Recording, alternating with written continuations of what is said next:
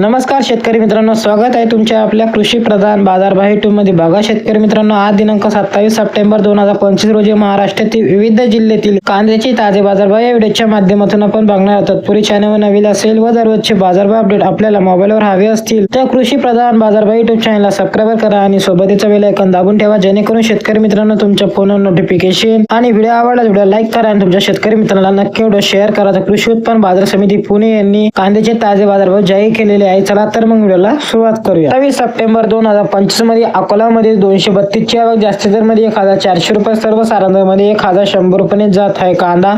तसे अमरावतीमध्ये लोकल कांदा 370 ची आवक, जास्ती दर मध्ये 2400 रुपये, सर्वसाधारण मध्ये 1500 रुपये जात आहे कांदा. तसेच चंद्रपूरमध्ये 260 ची आवक, जास्तीत दर मध्ये 2000 रुपये, सर्वसाधारण मध्ये 1750 रुपये जात आहे कांदा.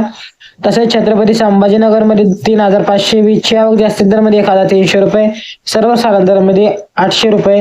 तसेच छत्रपती संभाजीनगर मध्ये उन्हाळी कांदा 207 ची आवक, जास्तीत दर मध्ये 1200 रुपये, सर्वसाधारण दर मध्ये 1000 रुपये जात आहे कांदा. तसेच धाराशिव मध्ये लाल कांदा 10 ची आवक, जास्तीत दर मध्ये 1600 रुपये, सर्वसाधारण दर मध्ये 1550 रुपये जात आहे कांदा. तसेच धुळेमध्ये लाल कांदा 200 ची आवक, जास्तीत दर मध्ये 1150 रुपये, सर्वसाधारण दर मध्ये 800 रुपये जात आहे कांदा.